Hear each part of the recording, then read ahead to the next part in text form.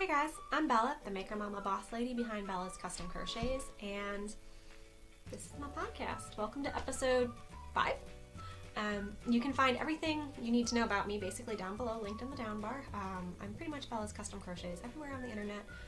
But yeah, all the links are down there, and I try to be very vigilant about linking other things that I talk about in the podcast, so if you need any links, down bar. What else? I keep changing up the intro. I'm going to get it right eventually. Thanks for being here. If you are interested, there is a Ravelry group for the podcast. You can just search the Ravelry groups tab, Bella's Custom Crochets, or again, linked below. Yeah. Welcome. Thanks for coming back. I have many things to show you. This is a pretty much monthly-ish podcast, just based on my schedule with a toddler. So I accumulate much things to show you in that time span. Because I'm kind of prolific as far as making. Keeps me sane. And yeah, it's a mainly crochet podcast. I have mostly my crochet designs to show you and talk about today, but a little bit of pattern testing, some sock knitting, and so much yarn. So much yarn. I wasn't looking into the camera there. Whatever. It's okay. I just awkwardly gazed at something. But yeah, it's been my birthday month, and we'll talk about that when we get to the yarn section, but so much yarn. So much. So yeah, we should really just get started. Dive right in. Thank you for being here. I appreciate you watching. If you're new, thanks for coming and giving me a try. And if you're not, thanks for liking me enough to come back. Yeah, let's get down to the business, right? First off, what I'm wearing. This is the Puzzlewood Cowl. It is a design of mine that was released earlier this month, and it is a worsted weight crochet. I know it looks knit, it's crochet. Split shoulder, rolled turtlenecky cowl pattern, and I think I said it was worsted weight. It works up really quick because of that, and it's just got this beautiful texture. Obviously, it can be unrolled if you wanted to and get real cozy. You can wear it like that if you wanted, but I like the rolled look. So let me fix it. But yeah, I have a video for all of my pattern releases. I do something called a pattern drop video, so I'll link that for you. And it has all the details as far as yardage and materials used and skill level and all of that if you are interested. But also if you're not interested in making this particular cowl, but you are intrigued by this crochet ribbing, I have a tutorial for that as well that I will link above for you. So yeah, that's the Puzzlewood. I'm very pleased with, I always say I'm very happy with the design and pleased with the design. Obviously I am. If I'm going to put it out under my name and it's something that I'm going to attach myself to, I'm going to be pleased with it. But I feel like this is kind of unique. I haven't really seen anything, at least crochet. Doesn't mean something's not out there. It's a big wide world, but I haven't personally seen anything that's kind of comparable to this. And I think it's a really good transition from winter into spring. I didn't say the date. It is February. I didn't say the date because I don't know the date. It's like February 25th or something like that, 2020. But end of February, where in Connecticut, where I live, it's starting to want to be kind of springy, but it's like that point where it's like, haha, just kidding, it's going to be nasty again, and it may snow still. But we've had a couple days that have been in the 40s, 50s, so I want to get outside, but it's still kind of windy, and it's like you feel like it's warm, and like, let me go put my shorts on. I haven't put shorts on. But you know, like the first few warm days, you're like, it's so warm, and then compared to actual spring weather, 40 is not warm, but it feels warm when you've been stuck inside. So excited to get outside with my daughter, go for walks, play, and stuff. But yeah, this is a really good, it's not quite as warm as I thought it was, layering piece. Throw on under a coat, keeps your neck nice and warm. And yeah, I've just been wearing it. Since I've been wearing it all day, but it's like 9:45 in the morning, so the day is young. But I have worn it all day throughout the last couple of weeks, and it's not too warm, and it's definitely not suffocating. But I'm not going to go on into great detail about it. You can go watch the pattern drop video, and there's also a blog post for all of my pattern releases. So all that good stuff linked below. Puzzlewood cowl. So yeah, I have like, can you see? All of this. That's not really picking up all of this. There's a chair and a stool covered in goodness that I have to show you. And I am still undecided in what order I'm going to show it to you in. So it's kind of just in a pile and we're going to go for it. I think in the vein of talking about cowls, we should talk about the next cowl coming at you soon. Earlier, I don't remember if it was the end of January or beginning of February, but I released another cowl pattern. It's purple. Again, pattern drop video, stitch tutorial, all that. The One Skein Wonder Cowl in DK weight. So I released it in a purpley colored hand-dyed yarn from Cup of Tea Yarns, local Connecticut dyer. And it's a great, as the name implies, one skein DK weight project for those skeins that you have hanging out in your stash that you impulse bought, but you didn't exactly know what to make with. So one skein is all you need. And I know that maybe not crocheters as much. So this is kind of multi-purpose. I'm not making this very clear. But up next is coming the fingering weight version of the One Skein Wonder Cowl. And this is going to be a little bit lighter weight, definitely going into spring. This is only the swatch so far. I got the yarn earlier this week. I'll tell you about it in a second. But it's going to be a little bit lighter weight, and I hesitate to call it a cowl because it's not really going to be something that's intended for warmth. It's more of a fashion piece, I guess. It's definitely going to keep your neck colder. It's not going to keep your neck colder. It'll keep your neck warmer than if your neck was naked, but it's not like a winter layering piece, I would say. Just like people wear shawls and stuff in the spring, it's more like a tubular neck shawl. But One Skein tubular neck shawl is not as catchy as One Skein Wonder Cowl. So we're going to go with One Skein Wonder Cowl and just know that it's a lightweight spring version. So this is intended with either the brave crocheters who have realized that they can use fingering weight yarn. Power to you people, my people. Fingering weight yarn, the lighter weight skinny yarn, is not just for knitters. Hand-dyed yarn, not just for knitters. That's another preach for another day, but I'm very passionate about that. Y'all can use the fancy yarn too, so go get you some. So this is either for the people that have fingering weight yarn in their stash or might want to try some fingering weight yarn. This is a great project to kind of dive in because it's not very tedious. It's not going to take you very long. It is a finer weight yarn and a smaller crochet hook, but totally doable within, I'd say, a week max. A couple days probably. I haven't made it yet, so I don't know. I just watched. But this is with the intention for that, or I had two thoughts there, and I lost one of them. Fingering weight yarn in your stash, or I guess if you want to have fingering weight yarn in your stash, I don't know. So yeah, fingering weight yarn, guys, it's beautiful. So this is worked up in a stitch called the Mini Bean Stitch. Again, tutorial for that is available. It's in like a lilac-y purple color on my channel. You can find it. I will link it for you. But it's going to be a little bit more open. I haven't blocked this yet, but it's going to be a little bit more open than the DK weight version. And I think based on the yardage of the skein, it's going to be a tiny bit wider and a little bit longer because the DK weight one was just a itty bitty, and this I'm going to use the whole skein. So this is, where is the ball band? Another Connecticut dyer. The tag is like hard to show because it is a long name, but Once Upon a Corgi. Gabby of the Once Upon a Corgi podcast and Once Upon a Corgi yarn, and a local to me from my state dyer that I am working with on this. This is her Marie Cutie base. I really gotta ask her about her base names. They're really funky.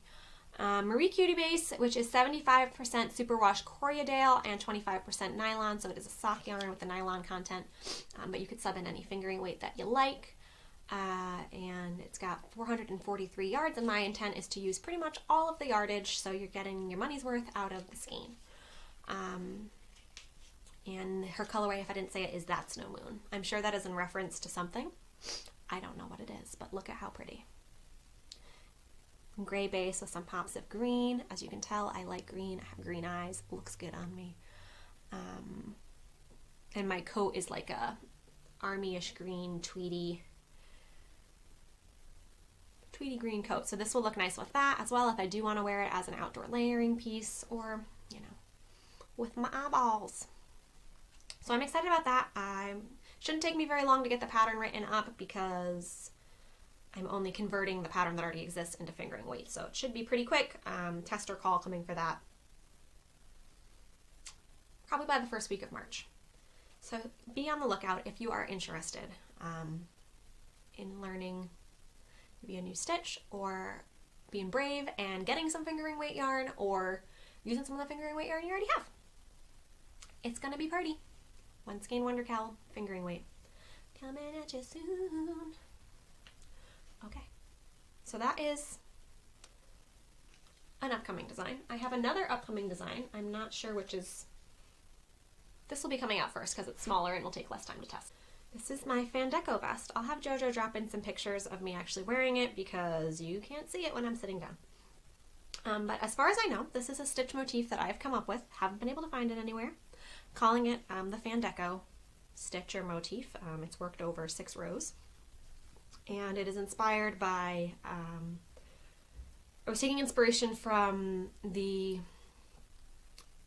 Art Deco architectural art style with the fans that took inspiration from Egyptian art.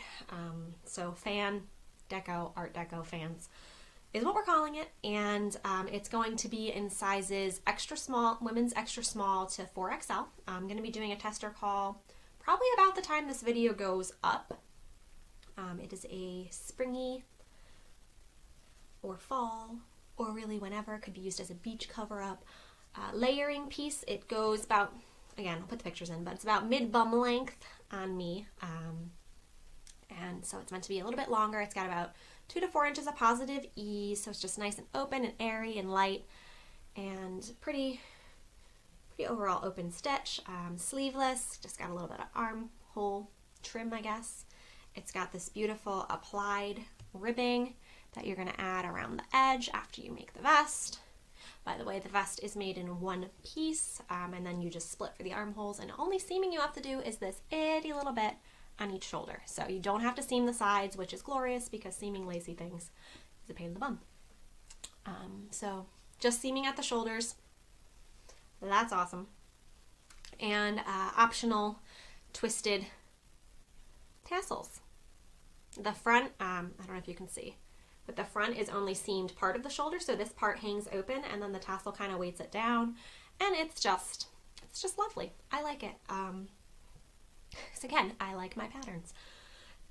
But yeah, this has been in the works. I think I bought this yarn like last September or something, and the yarn is Fair Isle Port, and it is a worsted weight. This is a 50% cotton, 50% bamboo. So it's nice and light and drapey.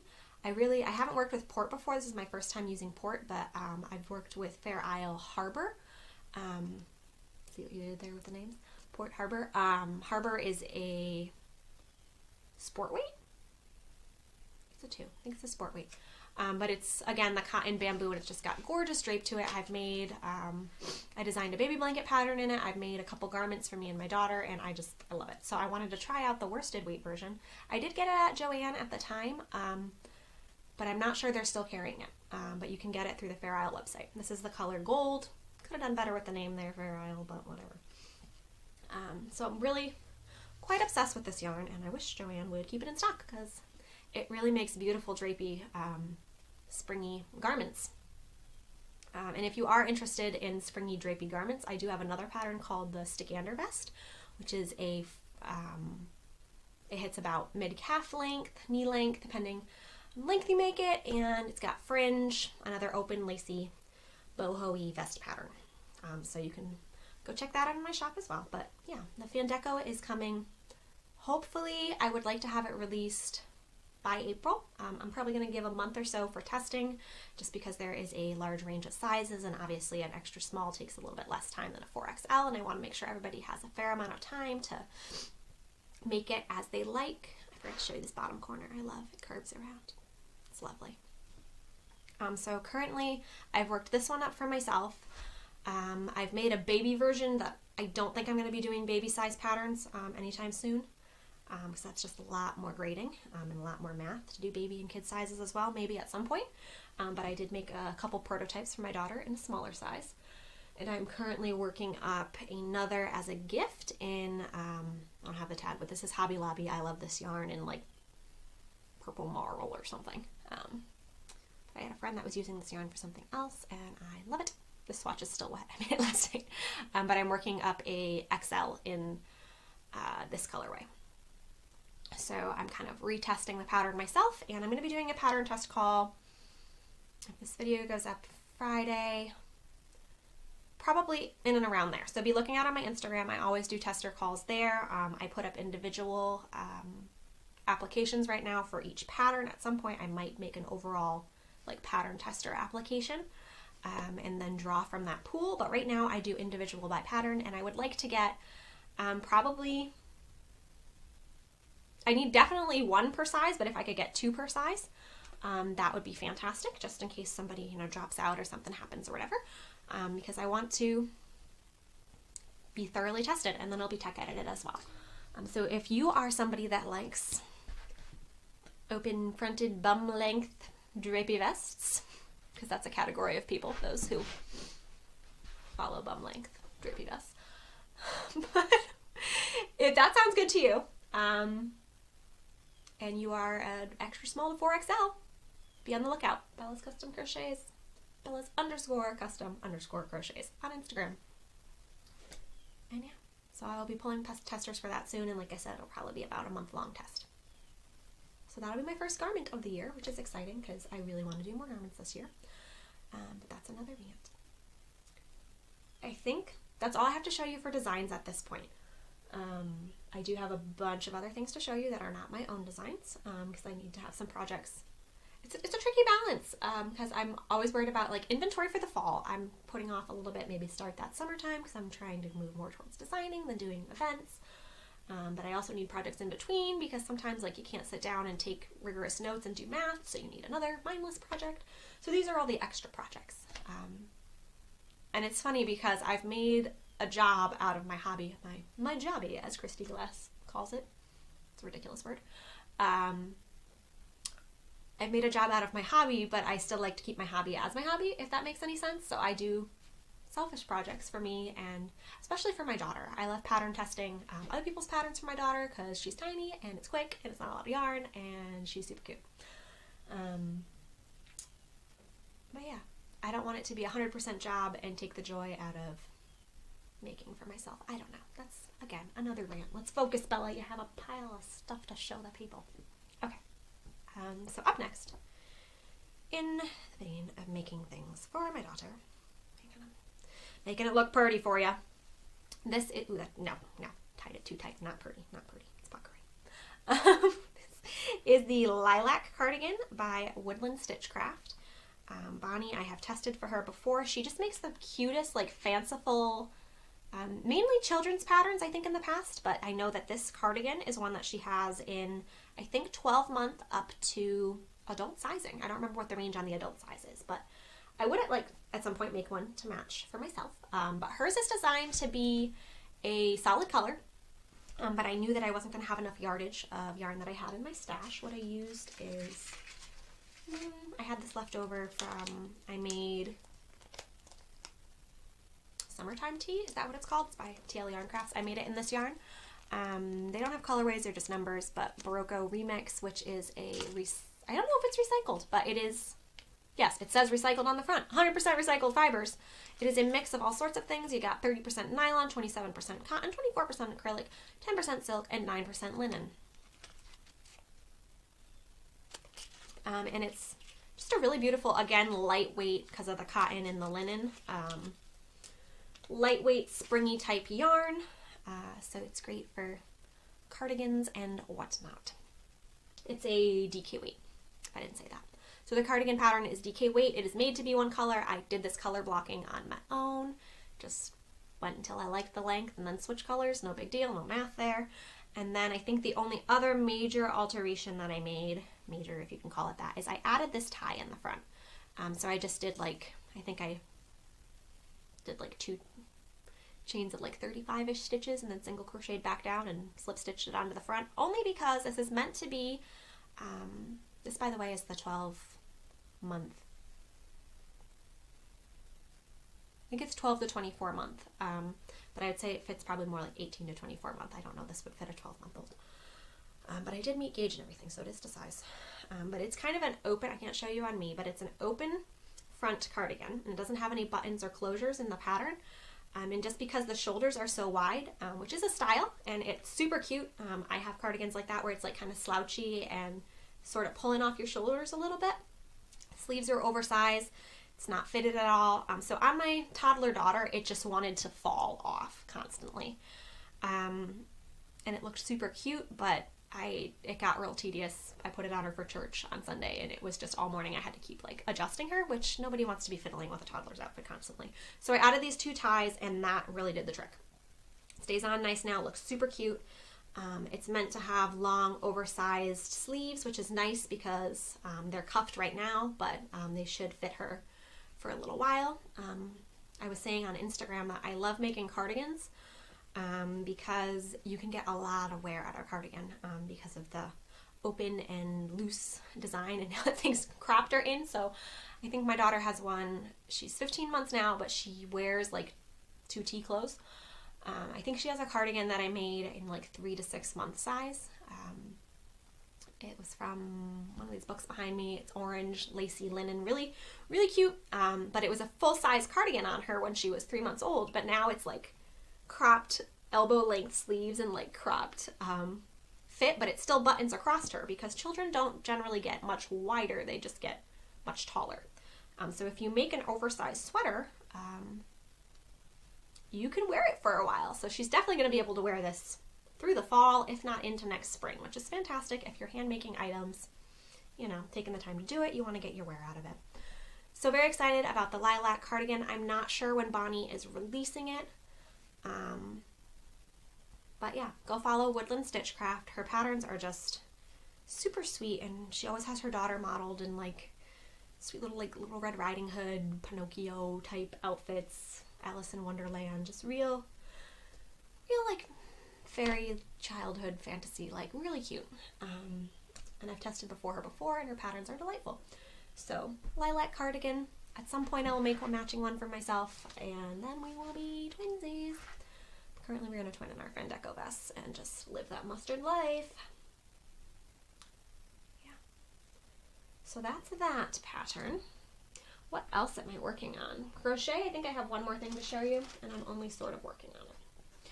I talked about this in the last episode that I was going to start. Ooh, don't want to show you the pattern. Lilac fell on the floor. It's okay, we'll get her later. Black and white picture because I'm cheap.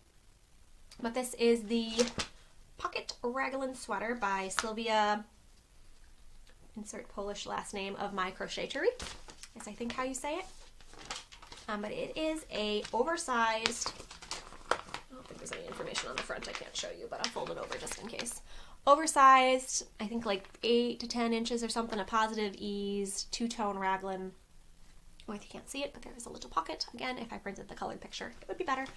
But what drew me to this pattern, besides being a lover of oversized boxy tops and Raglans, is that she uses short rows in it, which if you are a crocheter, you might not be familiar with. Knit patterns, short rows are basically a way of making, you do like mini rows. Instead of going all the way across the design, you kind of go back and forth over certain spots. The math of it kind of boggles me at this point. But over the back of the sweater, so that you're just adding a little bit of extra fat. This is the yoke right now. It's also, yeah, never mind. So you can see that instead of going around and round and round and having, that's blowing out terribly, instead of going around and round and round and having the yoke all be the same size, this little back portion is going to be bigger than the front portion, which is going to just make your shoulders and neck and everything not do that thing where it pulls back and chokes you, which is horrible. And a lot of crochet patterns I feel like fall into that category where they look really nice in a flat lay, but as soon as you put them on, if the front of the sweater is the same size as the back of the sweater and the shoulders, you're going to get that choky neck bulk, and I hate that. So what drew me to the pattern was the fact that she uses short rows. And I worked up, it took me a couple tries, I worked up the little yoky neck portion. I'm planning on doing it in all one color. I'm using my favorite cheapo DK, but not really DK, more like sport, Hobby Lobby. And this is, I think, Canyon. Are you Canyon? Cedar. Colorway Cedar. And yeah, I've used this before in other designs and whatnot, and I'm a fan. It is a lighter weight yarn, and she uses a stitch motif that, or stitch pattern, or stitch whatever, that isn't gapey, so it makes a nice dense fabric. And yeah, the short rows are brilliant. And I really, I'm pulling them out. No. Hang on, I wrote down the stitch marker. That's not good. Oh, I'm just gonna loop you through there and put it down before I do damage. I was probably yelling. I want to design pullover sweaters. It is a goal of this year and beyond to do pullover crochet sweater designs, but I don't want to do, I don't know. I think I'm learning about myself that I don't really like simple designs. I know they do well as far as Pinterest and blogs and whatnot, and I will continue to do some simple beginner stuff because I know there's a demand for that and everybody's got to start somewhere. But personally, I want to design stuff that I'm going to want to wear. And unfortunately, if you just do like we're going to make 2 rectangles and we're going to sew them together and call it a sweater, you're not going to get the same fit. And I think in general, crochet is looked down upon, especially from knitting perspective. If you compare the two, I feel like crochet gets a bad rep because a lot of times the stuff isn't as meticulous. Not always. There are definitely crochet designers out there who are doing beautiful, amazing, well-fitted, well-thought-out, well-planned-out, amazing designs. But a lot of times the crochet ones are like, we're going to make 2 granny squares and we're going to call it a sweater. And that's fine if you like that style, but I don't. And I've learned that as I'm designing patterns, I really like details and like the Fandeco, putting that applied ribbing around the edge. It's kind of not tedious, but it's an added extra step. And could I have just left it lace motif and called it a vest? Yes, but that edging makes it, and it's so beautiful. But it requires a little bit of math and effort, and kind of bumps it out of the simple category or beginner. And I'm okay with that. A lot of my patterns are in the advanced, beginner, intermediate, and I think that's just kind of my niche, and I want to design things that I love. So back to the short row situation. I want to do short rows because it makes a really great garment, but right now I'm having a hard time wrapping my head around the math, wrapping the math around my head. Either way, my head is not doing the math. And I am not at a place where I am comfortable designing short rows. I'm not even sure I'm comfortable following the pattern for the short rows. And I don't know, because this is the only crochet pattern that I have done regarding short rows, and I don't know if part of the reason I'm having a hard time with it is that I believe Sylvia is I believe Polish is her first language, and English is a second or additional language. And the pattern is very well written, and I'm not saying there's mistakes in it or anything, but I think some of the things are maybe worded in a way that I wouldn't have worded them. And I don't know if that has to do with translation or if that's the correct way to word short rows. But there was just a lot of parts where I had to read through again and be like, wait, what? So that might be the short row's fault. That might be my fault. It might be translation's fault. It might be everything's fault. I'm not trying to speak badly about her patterns. This is the first pattern I've done by her, so I don't have a comparison. I know she has a blog and I think some free patterns on there. She has some really beautiful shawl designs. I think she's just recently started doing garments. And I think this was her first garment design. It is incredibly thorough, and she's got all the stitch counts and just so much detail. It's definitely thorough. But the short row thing is kicking my butt. So I was making this pattern in hopes of wrapping my mind around short rows to then use them in my own patterns. But I'm not there yet. And I'm having a hard time applying. I've done short rows in tiny baby sweaters, knit, but I'm having a hard time applying like blog posts and stuff that I've read about knitting. Like I know Chantel of Knititude has a good one about short rows. I'm having a hard time applying that to crocheting. And I don't know if you guys have resources as far as explaining short rows or how to like use a formula to create them or grading for short rows. Because that right now is just blowing my mind, and I can't even. But I want to. I want to make the well-fitting garments, dang it.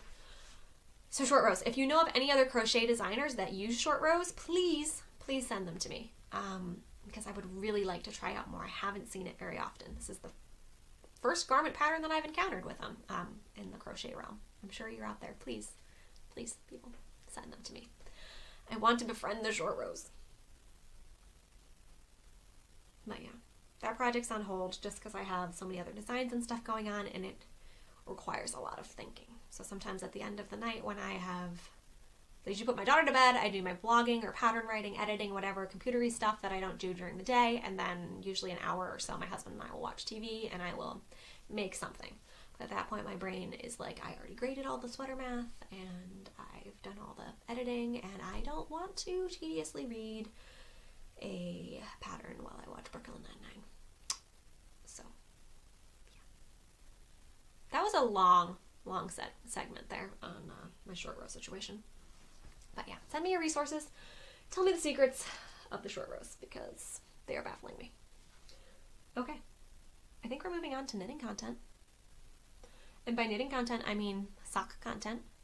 Because again, for the same reason, at the end of the day, we're traveling, or I want to hang out, like go over to my parents and hang out, or hang out with anybody. I'm sorry I slap my legs so much, guys. It's just a thing. I need a mindless project, and you can't like design and be social. So like the Fandeco and everything, I need to take notes every single row and be really thorough about it and measure stuff and lay it down and compare and do math. And yeah, I need a project that does not require that much thinking. So there have been socks. There have been socks, you guys. I am a sock knitter now. I think you've seen one of the pairs in progress. I have finished 2 pairs. I've finished 3 pairs since then, and I have cast on another. We are into our 4th pair of 2020, and it's only February. And my goal was to make 4 pairs of socks this year, so I guess I'm doing okay. Probably going to slow it down on the sock production, but I will show you these first. These ones were on my needles last we talked, I believe. Be the episode before then. These are, I didn't follow a pattern for these. They are 2x2 twisted rib at the top, 6x2 twisted rib down the foot, fish lips kiss heel, which I've discovered I don't love despite all the hype. I think I like me a heel flap and gusset. I've done 2 pairs I think now. 1 pair. It's the only pair. I don't love it. Doesn't fit me as great as I'd hoped. I have high arches and just didn't do it for me. The yarn is a mystery yarn that I got in a swap. No idea what it is, but I love it, so I wish I did. And then the heel toes cuffs are by Knits for Comfort, another Connecticut dyer in Scrumptious Fire and Spice or something of the like. And yeah, these fit pretty good. I'm still trying to figure out my exact fit. These ones I was doing on my 9-inch Chagu circulars, which is just a crampy hand vest. So we're not doing those anymore. But yeah, I think those were size 2. Size 2. I did the cuff on size 1, and then I did the body, the foot, the sock in size 2 9-inch needles. And I have since switched to working on, I will show you when I take out that sock project, but Hiya Sharp, what are you called? My daughter took the package. Flyers, I think. Flexi flyers. They are the little, I'll show you in a second. They're Hiya Sharps. There's 3 of them. They have a blue flexi piece in the middle, and they are marvelous for socks. My local yarn store owner at U&U, Rachel, recommended them to me, and they have changed my life. No more hand cramping while making the socks. So the next pair that I made are these cuties. I'm a fan. Well, let me grab, hang on, one sec. Don't kick the camera. That was my knee. Oh, okay. Alright, so I had 2 skeins of this. This is Lion Brand Mani Petty in the color Crew. When I bought this, I had kind of envisioned it being some even rainbow stripes, self-striping. I'm new to working with self-striping, so I'm having a hard time looking at it and like knowing what it's going to come out like. So I imagine this to be an even rainbow ordery type. It's clearly not in rainbow order, but I thought for some reason it would be. Stripes. But apparently, as you work it up, the stripes are very scrappy looking and random sized. So I did my best to make them match. The heel toe cuff is a hand dyed by me that I dyed with Rose of Sharon from my backyard last summer. And I did these on the Hiya Flyers 1.5, whatever that is in millimeters. I know things. But I like these a lot. This is just a vanilla-y sock. I always do 56 stitches. Still trying to figure out my exact length and dimensions and everything. I'm new at this. But I feel like this pair came out pretty good. There's always a couple spots like on the heel where I end up having to sew it shut and kind of fudge it, but I'm happy with these. They're a little slouchier than I wanted. But yeah, they pretty much match. And I'm pleased with them. I do like this yarn. Like I said, I had two 50-gram balls of it, but I can get away with one 50-gram ball if I do contrasting heels, toes, and cuffs. So I have a little bit. I think I broke into a tiny, tiny bit to finish like the last stripe of one of the toes, one of these green bits. I had to break into a second ball. So a little bit over 50 grams. I could have made them a little shorter and gotten away with the 50 grams. Again, learning as we go. So I have a little bit of this one left, and I'll just probably have to make a shorter pair. Yeah. Decent cheap sock yarn. Don't love it, don't hate it. 75% superwash, 25% polyamide, polyama, whatever. Crew. When I purchased that, I also purchased a single skein of the same Lion brand mani-pedi in the color Wristers. What in the world? Another one, Wristers, you can't see it. But I thought to myself, hey, that last pair came out pretty cute when I did 50 grams and the contrasting heel toes cuff, and it all striped evenly, and it was pretty cute, and it definitely repeated the pattern within the striping. So I got a second ball. And upon purchasing it, it was, I can't show you the skein, but I thought it was all this color, because the entire outside, several layers, were just that greeny tealy color, or sea foamy color. So I thought, this is some Knit Picks Hawthorne something or another in the brown color that I had left over from a shawl project, and I was like, all right, this will be really kind of mint chippy and pretty together. So I'm going, and like 2 days in, what is this? It changed. So this was all one section of the yarn, and then I cut out some because it was getting ridiculous how much it was when I realized that this was coming. I do not understand the striping on these socks. So I was like, okay, 50 grams, if I weigh it and do 25 and 25, I should, in theory, maybe have two similar socks. Maybe not exact, but in my mind, because in this one, the pattern definitely repeated within, like it was this green to here, and then it would repeat. So I figured, okay, maybe this is one sock, and then the other sock I'll just do inverse. So it'll be purple at the top and this seafoam at the bottom. But no, it is not. These we are calling, these are vanilla socks, by the way. I have partridge heel. Which toe? Rounded toe? Some kind of toe. Yeah. Second sock. There's like the category of sisters, not twins. Like where they might not match exactly, but they're good enough. They're sisters, but they're not twins. We are in the realm of sisters. No. These are cousins, not twins. These are like, you guys might be related, but I can't really tell. What in the world? What? The seafoam isn't even in this one at all. And then what is this? There's just one random giant white stripe. And mind you, these are 50-gram balls. And I weighed them. And it's not like a, like what are the ones? The Perfect or whatever. The sock yarn where you have one skein, it's 100 grams, I believe, and it's supposed to split in two, and there's like a stripe of yellow where you stop and you start the next sock. This is not that. This is a 50-gram random Lion brand skein, and there's just a random stripe of white that isn't anywhere else in the skein. So yeah, if I had continued making one continuous sock, this would have been the pattern, I guess. I'm trying to do a thing here, guys. Like, what? This yarn is bizarre. So don't buy this colorway. I don't know if all of them, I wanted it to be striped like this. Like, this one was cute. This one is just weird.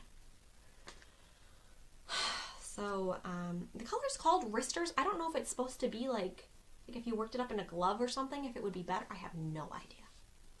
No idea. So if I had made one sock, this would have been the color, and there still would have been this weird white stripe. And I don't know, guys. I'm going to wear them, because I made them, and I'm proud of them, but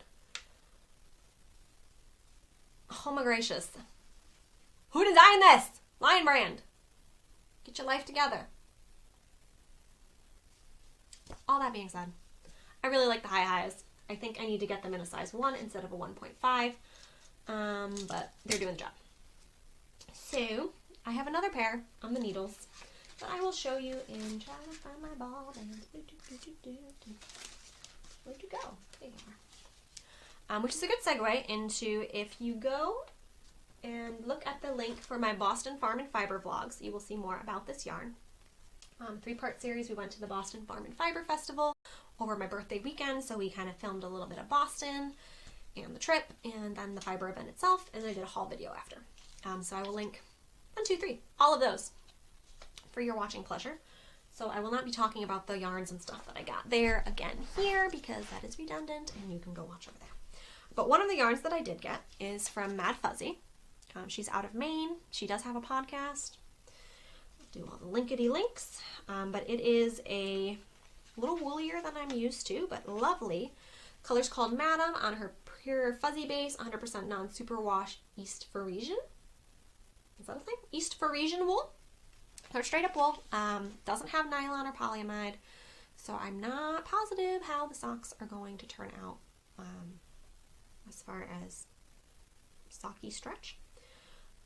But I'm going to do a pair of blueberry waffles, which is a pattern I think most people are familiar with. It's free. My first time doing them. You can't super see the texture because I just started, but it makes this like waffly texture. And I thought this was just an appropriate blueberry-y colorway. Like when the blueberries like bleed into your pancakes, this is kind of the color you get. Never had a blueberry waffle. I don't know if that's even a thing, but it's kind of turning out self-striping. I don't know if that's the intent, but it's got pretty equal sections of purple and then this like dusty bluey-ness. So it's very pretty. I'm very on a purple kick now. And this is 100 grams, 400 yards, so I should be able to get a second pair out if I do a contrast. I think I'm going to do... well, I didn't do a contrast on the... I don't know. If not, it'll go into the scrap situation. But I'm really loving this. Marta makes really pretty yarn. And yeah. I've been on a purple kick as well as a green kick. Again, it looks good with my eyes, but this is going to be on my foot, so who's going to know? And these are the Hayas that I was talking about. I can't show you because I'm in the middle of a row, but you have 2 of them, so your stitches are split in half, and then you work with 1 needle. Kind of like working with DPNs, but there's only 3, and they're bendy. So it's like if a DPN and a 9-inch had a baby, and it's a happy baby, and I love this baby. This is the socks on my needles right now. Again, just a couple rows a day.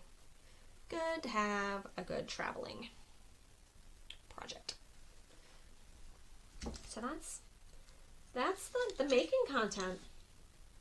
Quite a bit, but like I said, I only do this monthly, so I have a lot to show you, and I like to make a lot. So yeah, now we're gonna get into the yarn content. There's a lot of it. I want to start out by saying, because I know I've said before, I'm not a person that has a big yarn stash. I'm not a person that impulse buys. I'm a conscious shopper. I am a bargain shopper. But that all kind of went out the window in February. It was the month of my birthday. And I had a couple gift cards that I had been hoarding up. I am a major gift card hoarder. I have to find a thing worthy of the gift card. So I had an Etsy gift card.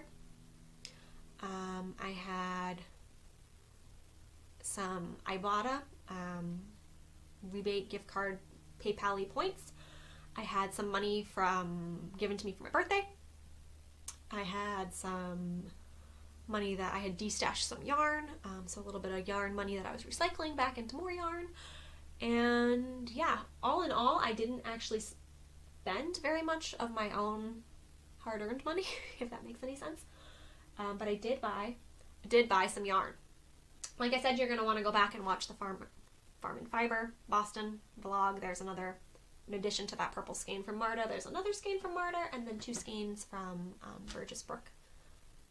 Yeah, Burgess Brook alpacas as well, that are super pretty, but you don't need to see them right now. Yes, you do. Just real quick.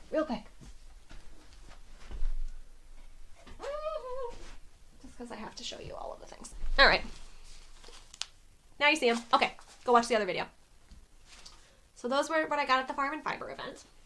But then also throughout the month, and I have, I believe, pretend I don't know about them, but my mother-in-law always asks what I want for my birthday or Christmas, so I send her links to things, and I requested for some hand-dyed yarn off of Etsy, so I think I have another 4 skeins of yarn coming. But things that I bought for myself include, this is going to be crunchy, guys. Hang on. What order do I want to do? I think these were first. No, we'll do this first. All right, so a local yarn store to me, Village Wool, in Glastonbury, Connecticut, does a twice-a-year yarn sale where if you fill a bag, you get 50% off, and it's like a plastic tote bag. Anything you put in the bag is 50% off if you fill the bag, and otherwise everything in the store is 25% off, I think. So that was the beginning of February, end of January maybe. And I went with my mom, and I was like, I'm not getting yarn. She wanted to get yarn. But I was not planning on getting anything, knowing that I was going to the fiber event. But yeah, then I got yarn. I didn't fill my own bag. I shoved it in her bag and still got 50% off, which was cool. I got a sweater quantity of, I know, fancy, sweater quantity of Shibui in purple, because again, it's killing me with the purple. Color is called Velvet. Look at that. Look how good that looks with my eyes. And my hair. And my skin. Color Velvet. This is a 48% recycled silk, 36% fine merino, and 16% cashmere. I know, fancy. Yes. So Shibui Pebble. The store carries a lot of Shibui, and normally I'm not one to buy it. I've bought other stuff on clearance there, ones that they're not going to carry anymore, but usually for this 224 yards, 25 gram skein is almost $18, $17.80, which to buy a sweater quantity, that is too expensive for me. Too expensive. Power to you if that's not too expensive to you, but to me that's too expensive. But at 50% off, I got away with a sweater quantity plus like one other random yarn I got to make my daughter a hat, which is over there in a pile and it's pink and whatever. I think I came out with around like $60. And I got, they're up there, 6 of them? 7 of them? Enough to make a sweater of them. Same color, so I'm not going to show you all of them. But yeah, some little Shibui babies that I am planning. I like to say Shibui babies, that's fun. Planning on designing a pullover sweater. Hold me to it. This one's probably not going to be the short row one. The short rows are coming. But this, I'm not going to tell you exactly, but I'm planning on really oversized, boxy, the sleeves, like drop sleeve, some kind of little braid situation. I don't know. I have it sketched out, but it's probably going to be a summer going into fall project. So that's going to be on hold for a little bit, but I do have them and they are lovely and I paid my own money for them. So I will feel guilty if I don't use them. I am not someone that can buy really any quantity of yarn without a project and just let it sit. I will have the overwhelming guilt and not sleep at night. So this is going to be a sweater in 2020. Here it is. Shibui Velvet. Or Shibui Pebble in Velvet. So that is what I bought at Village Wool. And then, I don't remember if this was first or before or after, but ordered from Latvia, so it took a little bit. It's going to be crunchy. Hang on, let me dump them out. Yarn babies, yarn babies. I also feel less guilty about yarn if I'm buying it for designs versus random selfish projects. This I ordered off Etsy with a gift card from, I'm going to guess it is Maruma Yarns, Maruma. She's out of Latvia, like I said, but I don't know about the pronunciation exactly. And I'm a little confused by her shop. Her name is Christine, but she appears to be a yarn dyer, and she has a bunch of hand-dyed by her yarns, but then in her shop she also has a bunch of yarns that are not dyed by her, but don't appear to be D-stash either. So I'm not sure if she maybe owns a physical yarn shop or has some sort of wholesale account with some of these, because she has like some Malabrigo and I don't remember what the others were, but stuff that she's definitely not her yarn.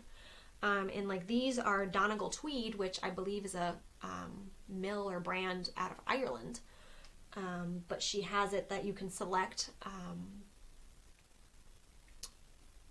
mini skeins in like 10 or 20 grams, and then like 50 gram skeins, and then like 100 gram skeins, or on a cone. So I'm assuming she has some sort of wholesale situation where she's getting cones and then she's skeining them herself, because none of them they all have her tags on them. But I don't know. But super affordable, even with shipping.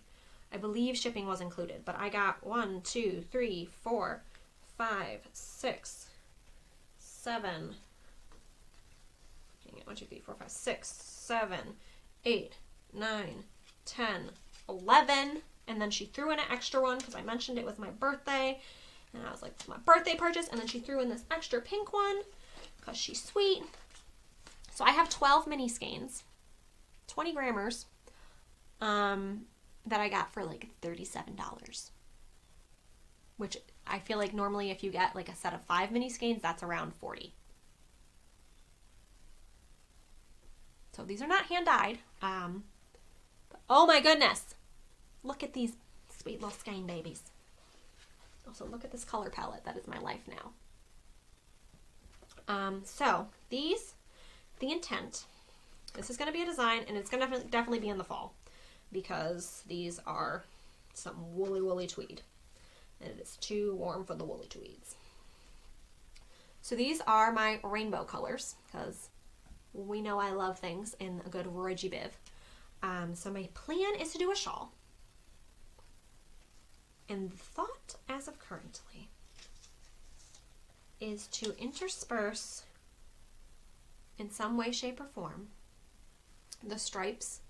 So I'm thinking there's going to be like a red stripe, and then a light gray stripe, and then an orange stripe, and then like do 2 gradients over each other basically. So a gradient of the grays and a gradient, I guess, of the rainbow colors, going like dark to light and light to dark maybe. So Roigi Biv and then light to dark. I don't know. Not describing this well, but my thought is that it's going to have vertical stripes, be a triangle scarf, and be worked from corner to corner. So you'll be working an increase down one side. I don't know. Again, it's sketched out, but not really planned. But for like $37, $38, I am happy with this purchase. It is definitely woolier than I am accustomed to.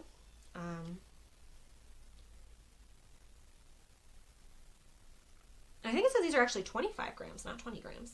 They're handwritten.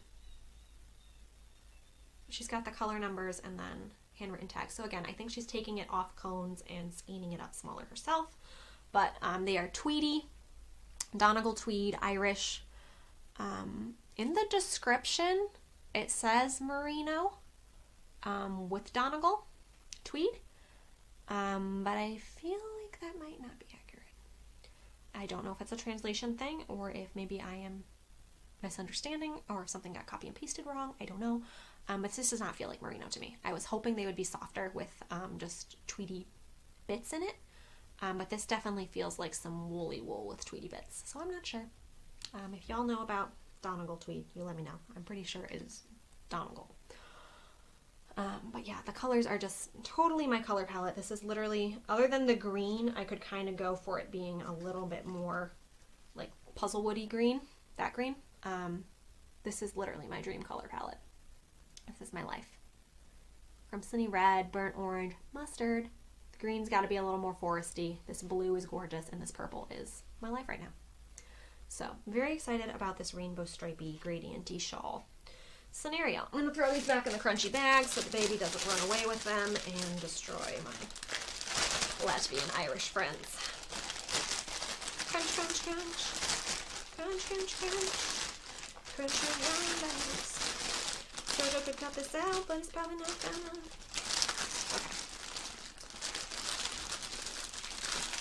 So that's that. We're going to take a brief intermission and charge my phone because it's dying on me. See you soon. Good gracious, you guys. Operation Film Podcast 5 has been a doozy. I've recorded this end part 3 times now. First time my phone died and it cut it off, didn't save it. Second time I recorded it, but apparently at that point my storage was full from the other recording, and then it recorded 13 minutes of blankness. So we're going to try again. That being said, if anybody has any suggestions, because one of the issues we've been having, I record on my phone currently, and we have an external mic that plugs into the charging port, I guess, but then my phone ends up dying because I can't plug it in while I'm recording. So we got a splitter from Amazon, and it's going back because the charging port, it's basically a little square thing that has a port for the headphone jack, which the mic goes into, and then a charging port so you can charge your phone at the same time. But that part didn't work, so we're returning that.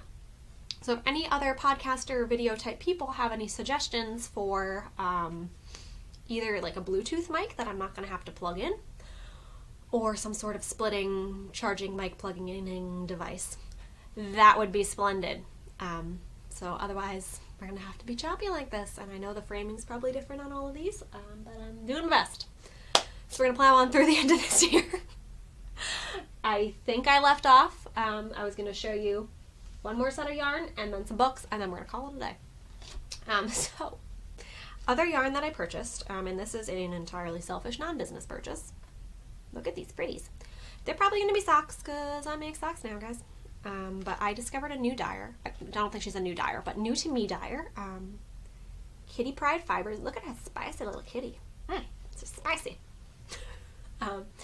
But not only does she dye really gorgeous yarn, she is currently fundraising, crowdfunding, to do a community dye studio where she lives, which I forget where it is, I apologize. But I think she's looking to raise something around $30,000 so she can set up a community fiber love and dye studio for other dyers in her area. Sorry, I'm trying to get myself back in this chair. But I think that's really awesome because I know if I was a dyer, I could not be dyeing out of my current home setup. Besides the fact like ventilation's really a big deal, dyeing, especially if you're going to be around children and pets, chemical dyes and stuff, no joke. You need like a ventilator mask and definitely some good windows and stuff, but also a lot of counter space and stove space and storage space and just space that I do not have to set up a dyeing operation. So I know that's probably the case for a lot of people, so a community dye studio is really awesome. So if you want to go check out her page, I will make sure it's linked below, and you can jump on that venture. But I also grabbed, while I was there looking at that, these amazing yarns. These are both one-of-a-kinds, so I don't know if she has the same colors available, but they are 50-gram skeins, which is marvelous, like I talked about for the socks. 50 grams and then a contrast, I can get a pair of socks. Because I don't necessarily want to buy 100 grams of the same and then make 2 of the same color pairs of socks. I'm thinking I'm probably going to do the Mahogany Run socks by the Crazy Sock Lady. It's a new pattern and I have it in my queue, so I might make that. But I love a good hand-dyed with black in it. It's really gorgeous. And I wouldn't make a garment or maybe a shawl, but this orange is a little orangey for me. But as socks, I think it's going to be super cute. So this is her cattails base, 4-ply fingering, 75% merino, 25% nylon, and these are both one-of-a-kinds. This one's called one-of-a-kind hand paint, and this one's just one-of-a-kind orange. But they are going to make an adorable pair of socks. So please do go check out the Kitty Pride. And I like this because I'm assuming she's referring to like a pride of, I'm laughing because my daughter has the singing lion toy and it sings the song, lions live in pride. It's so annoying. But yeah, I'm assuming she's talking like a pride of kitties, not like she's proud of the kitties. I don't know. Kitty Pride. I imagined like a pride, a pack of kitties. They roll deep. But I have two. We refer to them as Black Panthers, 2 black cats. So they're kind of a pride of kitties as well. So I liked the brand name. And her branding's just really cute. And her yarn's beautiful. So go check that out. And then I think the only other thing I had to show you is I made a Knit Picks purchase with, like I said, I had some gift cardy situations. And I bought me the cheapo version of a gleaner. It's like $5 Knit Picks on sale, I think. I don't know what it was originally. But it is a sweater shaver. Is that making a terrible noise? Probably. But just the nature of making handmade garments, especially like along the sleeves and stuff, anywhere that there's friction, there's going to be pilling. So like often your wrists or the sleeve line, like round button bands or just friction in general, it makes yarn of all types pill. And that's not a reflection on the quality of the yarn, that's just how it is. And especially because I like to do a lot of single ply stuff, and that pills like mad crazy. Mad crazy, haven't said that in 15 years. But yeah, so the gleaner, like brand name fancy gleaner that people use, I think is like $30 to $40, and that's been in my wish list cart for some days, but can't commit to it because I'm a cheapo. So I got this one, and it is just, you could go along the top and it's got this little cartridge, it saves all your fuzzies, and you just slow-mo shave the fuzzies off your sweater. So it's a little tedious and probably need to get me a gleaner, but that's my review of this. Not sponsored, just bought it. Don't love it, don't hate it. It'll work. How's that for a product review? Sponsor me, Knit Picks. Or We Crochet, or whatever you are now. Also got some books. I love a good stitch guide. This is just, it's got 86 stitches. That's just annoying. Like, why could you not have done 85 or 80 or 100? 86 stitches from Leisure Arts by some ladies on the bottom there. Just a stitch guide.